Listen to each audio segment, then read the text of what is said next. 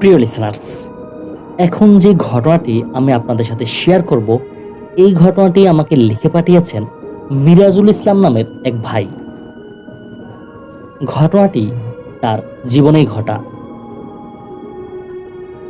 তিনি ঘটনার সময়কাল এবং ঘটনার স্থান সম্পর্কে কোনো কিছু লেখেননি। তিনি যেভাবে লিখেছেন আমি ঠিক সেভাবেই আপনাদের পড়ে শোনাচ্ছি।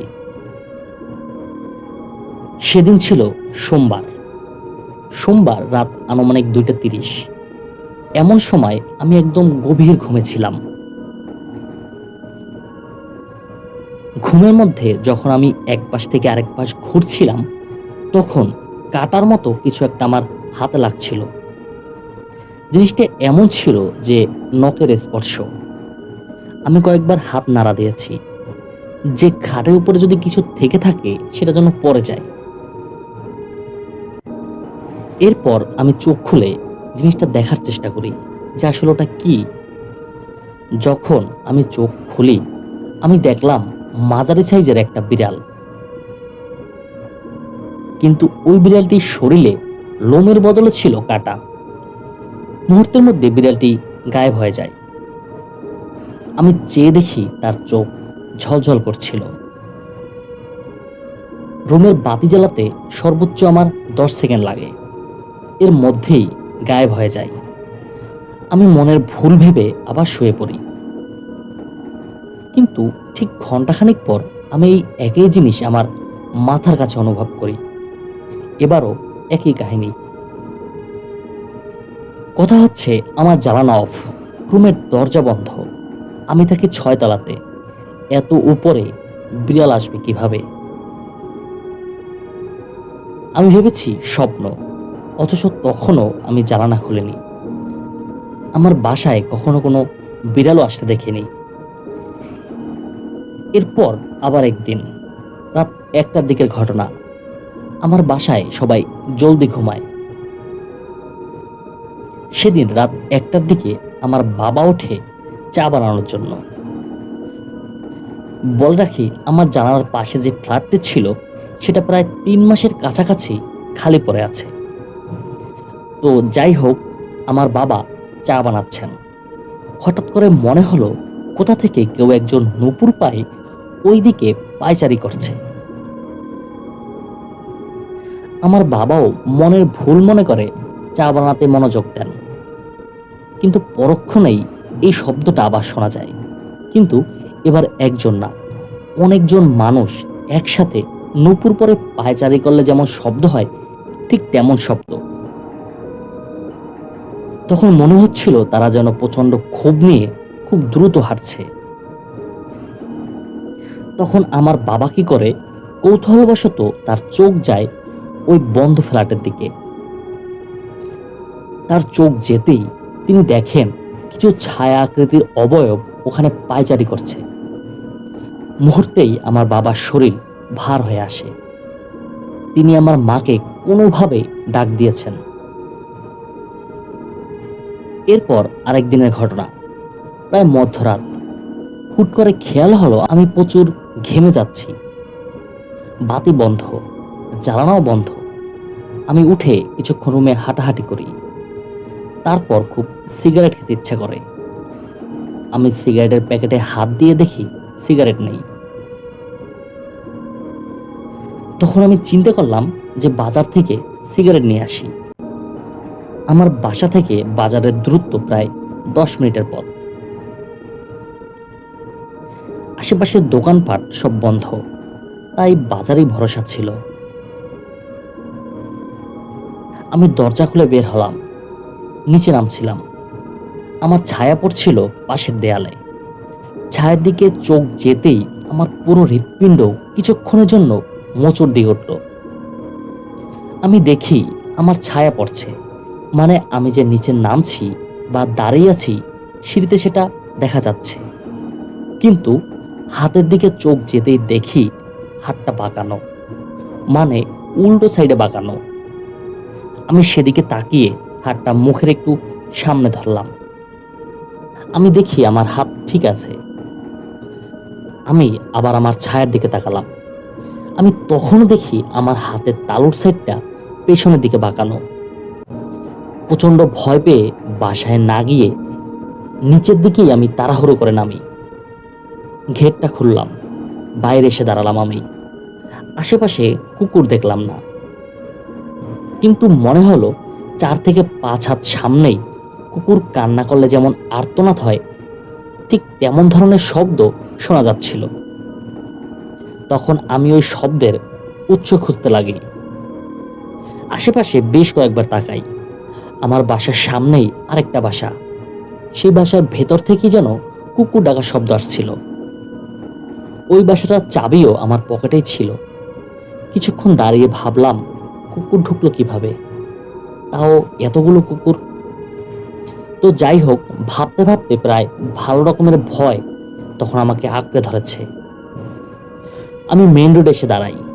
ল্যাম্পপোস্টে আলো জ্বলছিল। যাই হোক, আমি হাঁটা শুরু করি। আমি দেখি একটা ট্রাক দূর থেকে আসছে। ট্রাক আসার শব্দ শুনতে পেলাম। কিছুটা সান্ত্বনা ফিরে এলো।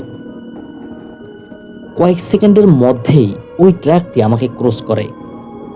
বালুর ট্রাকগুলো যেমন হয়, পিছনে দুজন লোক দাঁড়িয়ে, মাথায় গামছা পেঁচানো, হাতে বালু উঠানোর জন্য কোদাল। বলে রাখা ভালো, আমি যে রাস্তাটা ছিলাম ওই রাস্তাটা প্রায় 500 থেকে 600 মিটারের মতো সোজা, তারপর বেঁকে গেছে 2 প্রান্তে। রাস্তাটা সোজা হওয়ার কারণে প্রায় পুরো রাস্তাটাই দেখা যায়। যাই হোক, ওই ট্রাকটি ডান দিকে মোড় নিল। আমি দূর থেকেই দেখলাম। এর প্রায় সঙ্গে সঙ্গেই আরেকটি ট্রাক আসার শব্দ পাই। অদ্ভুত ব্যাপার হলো, এই ট্রাকটিও সেম একই ধরনের।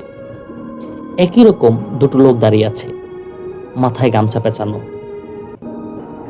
গায়ের জামাগুলো আমি খেয়াল করিনি আগের বার, এইবার করলাম। বাদামি কালারের গেঞ্জি পরা আর সাদা এবং নীল রঙের ডোরাকাটা লুঙ্গি। তাদের হাতেও একই ধরনের বালু ওঠানোর কোদাল। একইভাবে তারা ধরে আছে। এই ট্রাকটি তার উল্টো পাশে মানে মানে বাম পাশে মোড় নিল।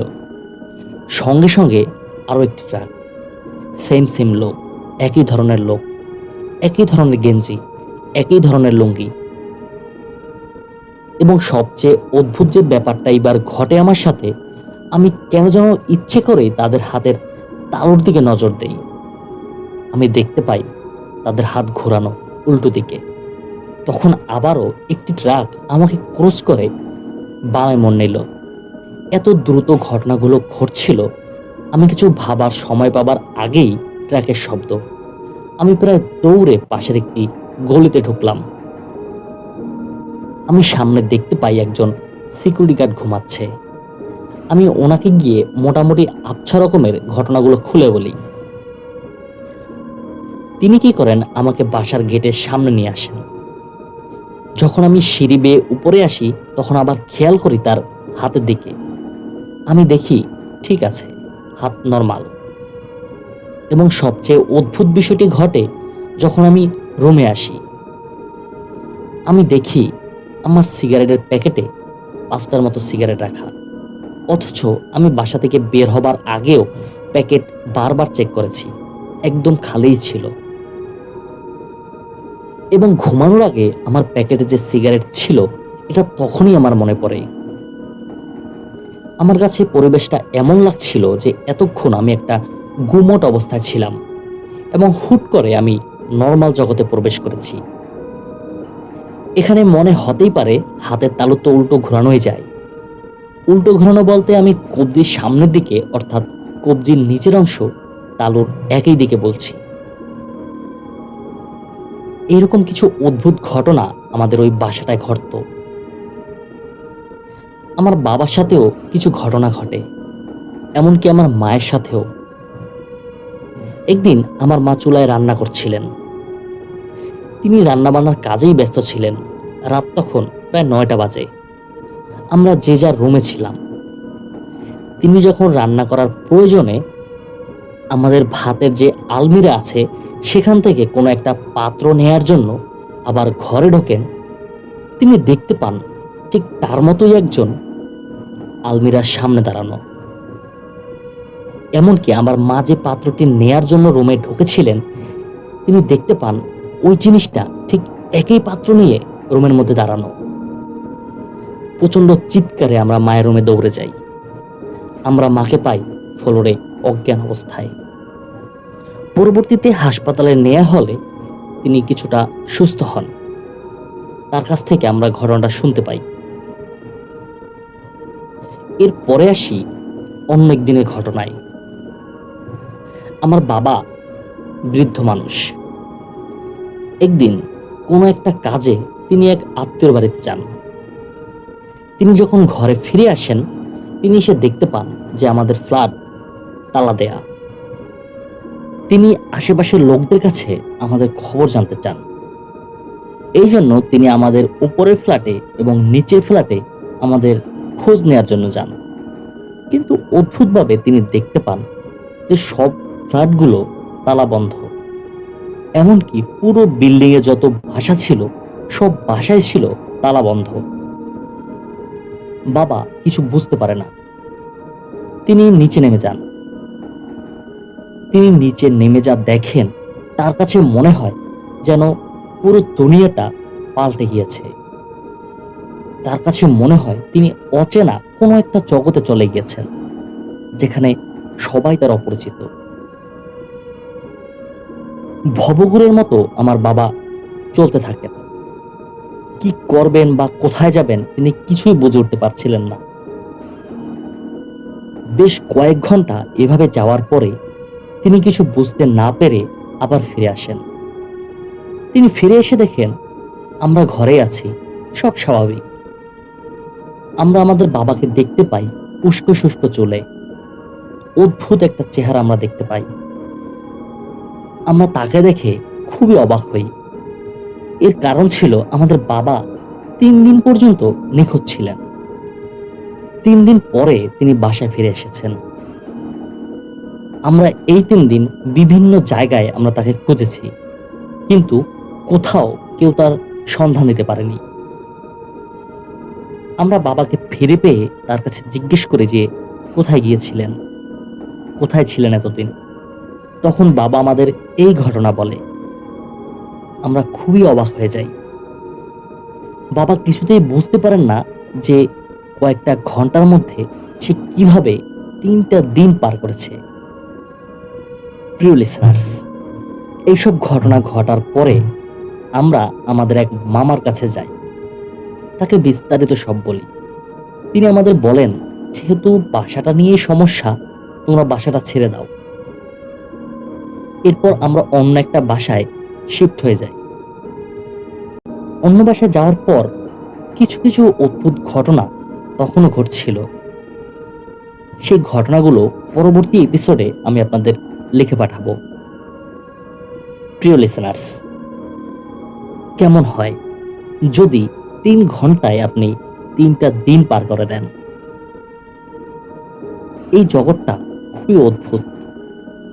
এই জগতে এমন অনেক ঘটনা বা এমন অনেক রহস্য আছে যেটা আমাদের চিন্তা চেতনার বাইরে। আমরা কল্পনাও করতে পারি না যে এমন কিছু ঘটতে পারে বা ঘটতে চলেছে, হয়তোবা আপনার সাথে, নয়তোবা আমার সাথে বা অন্য কারোর সাথে। কিন্তু এমন অদ্ভুত কিছু ঘটনা আমাদের দুনিয়ায় ঘটে যার কোনো আসলে সঠিক ব্যাখ্যা নেই। এই যে এই লোকটি 3টা দিন কাটিয়ে আসলো, তিনি কোথায় ছিলেন? তিনি কি আমাদের দুনিয়ায় ছিলেন, আমাদের এই পৃথিবীতে ছিলেন, নাকি অন্য জগতে, অন্য কোনো দুনিয়ায়, অন্য কোনো অলৌকিক জগতে ছিলেন? এর কোনো ব্যাখ্যা আমরা দিতে পারি না।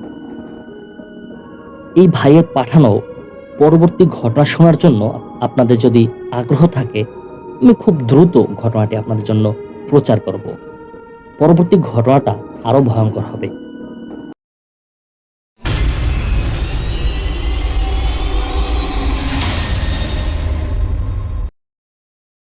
প্রিয় লিসেনার্স, এতক্ষণ শুনছিলেন আমাদের আজকের এপিসোডের দ্বিতীয় ঘটনা। আমরা এখন চলে এসেছি আমাদের আজকের এপিসোডের তৃতীয় এবং শেষ ঘটনায়। এই ঘটনাটি খুবই মারাত্মক ভয়ের একটি ঘটনা। এই ঘটনাটি ঘটেছিল বসু মিত্তির নামের একজন হিন্দু লোকের সাথে। আমি সরাসরি ঘটনায় চলে যাই। ঘটনাটি ঘটেছিল এই বসু মিত্তিরের গ্রামের এলাকায়। ঘটনার সাথে বসু মিত্তির ওতপ্রোতভাবে জড়িত ছিলেন। সেদিন খুব সকালবেলা বসু মিত্তির বেরিয়ে পড়েন। তিনি চিন্তা করেন আজ একটা বিহিত করতেই হবে, কারণ ইদানিং নতুন একটা সমস্যা শুরু হয়েছে। সেদিন একটা ছাগল নিয়ে গেছে, তার বাকি যে আরেকটা ছাগল আছে হয়তো সেটাও নিয়ে যেতে পারে। তাদের গ্রামে ইদানিং প্রায় সবারই একটা দুটো গরু ছাগল গায়েব হয়ে যাচ্ছে, এবং এই কারণে এলাকার সবাই প্রচণ্ড আতঙ্কের ভিতরে বসবাস করছেন। কিন্তু ওখানকার কেউই কিছু করতে পারছিল না। সবাইকে চুপ করে থাকতে দেখে বসু মিত্তির খুবই বিরক্ত হন। তাই সেদিন সে একলা দূর গ্রামে এক তান্ত্রিক বসবাস করে, তার সাক্ষাতের জন্য তিনি একাই রওনা হন। বসুর গ্রামের নাম শশীপাড়া।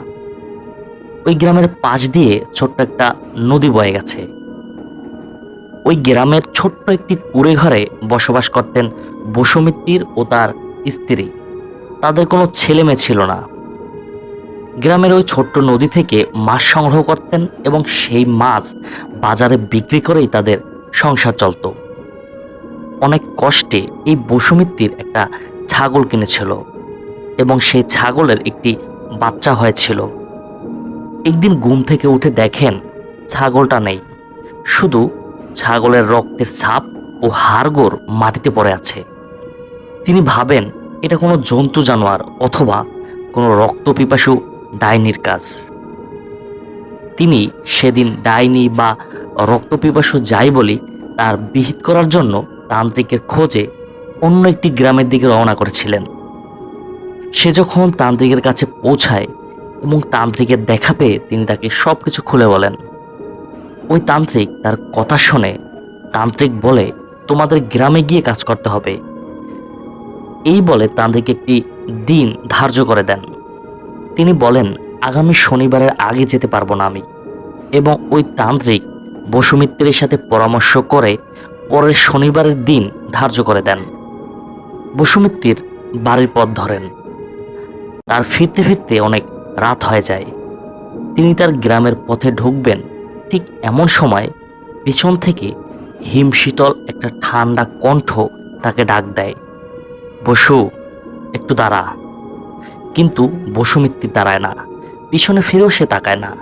সে আরো জোরে হাঁটতে শুরু করে। তার মাথা বেয়ে ঘাম ঝরতে থাকে। আরো দুটো বাড়ির পর বসু মিত্তিরের বাড়ি। কোথাও কোনো সারা শব্দ নেই। সে হাঁটতে থাকে। এক সময় বাড়ি পৌঁছে যায়। ঘরের দরজায় কড়া নাড়তেই বসু মিত্তিরের স্ত্রী দরজা খুলে দেন। আর অপেক্ষা না করে ঘরে ঢুকে দরজা লাগিয়ে দেয় বসু মিত্তির। তার স্ত্রী তার কাছে জানতে চায় যে তান্ত্রিক কবে আসবে। বসু মিত্তির সবকিছুই তার স্ত্রীকে জানায়, শুধু পথে তার সাথে ঘটে যাওয়া সেই হিমশীতল কণ্ঠের ভয়ানক ডাকটা সে বলে না। চুপচাপ শুয়ে থাকে। পরদিন সকালে ঘুম থেকে উঠেই তিনি বাইরে হইচই শুনতে পান এবং কি হয়েছে সেটা বাইরে গিয়ে জানতে চান। তার বাড়ির পাশেই একটা মুসলিম পরিবার বসবাস করত। ওই বাড়ির কর্তা রহিম চাচার ছেলে মদা। সে এক প্রকার ভারসাম্যহীন পাগল প্রকৃতির ছিল। হইচইটা এই জন্য হয়েছিল যে মদাকে আর খুঁজে পাওয়া যাচ্ছে না। পরিবারের শোরগোল উঠে যায়। বসু কিছুটা বুঝতে পারে এবং তিনি চিন্তা করেন যে হয়তো পশুর বদলে এখন মানুষ নেওয়া শুরু হয়েছে। বসু ভাবতে ভাবতে একসময় ওই রহিম চাচার বারান্দায় এসে বসে পড়ে। বসু কিছুটা আন্দাজ করতে পারে যে কি ভয়াবহ ঘটনা ঘটতে চলেছে। চারদিকে খোঁজাখুঁজি শুরু হয়। কেউ কেউ বলতে থাকে ভারসাম্যহীন পাগল হয়তো কোথাও চলে গিয়েছে। কিন্তু বারবার বসুর মনে একটাই চিন্তা আসে, ওই ডাইনি বা ওই জন্তু ছাড়া এই কাজ আর কেউ করেনি। দিন গড়িয়ে যায়, দুপুর গড়িয়ে বিকাল হয়। অবশেষে মদাকে খুঁজে পাওয়া যায়। জঙ্গলের পাশে সেই বট গাছের নিচে খণ্ডিত অবস্থায়, যেখানে ওই বসু নিজেই এই ডাইনিকে মুক্তি দিয়েছিল এবং ওই ডাইনি তাকে কথা দিয়েছিল যে সে আর কারো ক্ষতি করবে না। কিন্তু ডাইনি বসুর সাথে দেয়া কথা রাখেনি। সে এখন মানুষ মারা শুরু করেছে। গ্রামবাসী সেই অর্ধেক লাশটিকে নিয়ে আসে। চোখ দুটো খুবলে নিয়ে গেছে, এজন্য নরপিচাসের পৈচাসিক এক রূপ। এমন করে একটি দিন কেটে যায়। রাত হলে গ্রামের কারোই ঘুম আসে না। পুরো গ্রামটা ভয়ে আতঙ্কে থাকে। এর একদিন পরেই ছিল শনিবার। বসুমিত্তির ভাবতে থাকে তার ভুলের কথা। এখন তার নিজেরই এই সমস্যার সমাধান করতে হবে। এইসব ভাবতে ভাবতে এক পর্যায়ে সে ঘুমিয়ে পড়ে। মধ্যরাতে কারো চেঁচামেচিতে বসুর ঘুম ভেঙে যায়। আঁতকে ওঠে সে বুঝতে পারে পাশেই হয়তো কারো কিছু হয়েছে। এক মুহূর্ত অপেক্ষা না করে সঙ্গে সঙ্গে সে বেরিয়ে পড়ে। তার পাশে আরেকটা বাসায়, সাবুদের বাসায় কি যেন হয়েছে। বসু ছুটে যায় সেদিকে। তখন সাবুর বাবা এগিয়ে এসে তাকে সবকিছু খুলে বলে। সাবু নাকি মধ্যরাতে ঘর থেকে বেরোয়। তারপরেই সাবুর চিৎকার শুনতে পাওয়া যায়। আর অপেক্ষা না করে সাবুকে খুঁজতে শুরু করে সবাই। বসু তার সাথে বেরিয়ে পড়ে। বসুর তখন মনে পড়ে যায় সেই বটগাছের কথা। বসু প্রথমে ওখানেই খুঁজতে চলে যায়। বসুর পিছন পিছন গ্রামবাসীরাও যায়। তারা দেখতে পায় সাবুকে ধরে আছে রক্তাক্ত একটা হাত। বসুর পায়ের আওয়াজ পেয়ে পেছনে ফিরে তাকায়। বসুকে দেখে ওই ভয়ানক জন্তুটি মুচকি হাসি দেয়। তার রক্তে মাখা দাঁত বেরিয়ে আসে। নিমেষেই সাবুকে নিয়ে জঙ্গলের মধ্যে উধাও হয়ে যায় সে। পুরো গ্রামবাসী ব্যাপারটা উপলব্ধি করতে পারেন। তারা ডাইনিটাকে চিনতে পারেন, কেননা বহু বছর আগে এই ডাইনিকেই তারা হত্যা করে এখানে কবর দিয়েছিল। কালো জাদু করত। কালো জাদুর কারণে গ্রামের মানুষকে এক এক করে বলে দিত সে। ডাইনি ফিরে এসেছে তার হত্যার প্রতিশোধ নিতে। সেদিন রাতে গ্রামবাসীরা তাদের যার যার ঘরে ফিরে যায়। বসুও ফিরে আসে। পরদিন সকালে বসু আবারও রওনা দেন তান্ত্রিকের বাড়ির উদ্দেশ্যে। এবার বসু একা যায় না, গ্রামের কয়েকজন লোকও বসুর সাথে যায়। তখন ওই তান্ত্রিক তাদের বলে, ওই ডাইনি আমার চেয়ে শক্তিশালী। তাকে শেষ করার জন্য গ্রামের আরেকজনকে বলে দিতে হবে। এই কাজটি খুব কঠিন। তারা এতে রাজি হয়। তান্ত্রিককে নিয়ে তারা গ্রামে প্রবেশ করে। তান্ত্রিক এবার বলে ডাইনির আরও একটি মানুষ লাগবে। এতে করে তার 100 পূরণ হবে। ফলে সে আরও শক্তিশালী হবে। আমরা কেউই তখন তার সাথে পেরে উঠব না। আমার একজন মানুষ চাই, যার মাধ্যমে ওর ক্ষমতা শেষ করে দিব। তবে সে মানুষটির বলি হয়ে যাবে।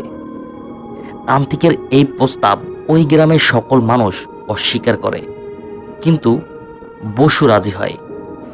কেননা বসু জানে তার কারণেই এইসব ঘটছে। এখন তাকেই এটা বন্ধ করতে হবে।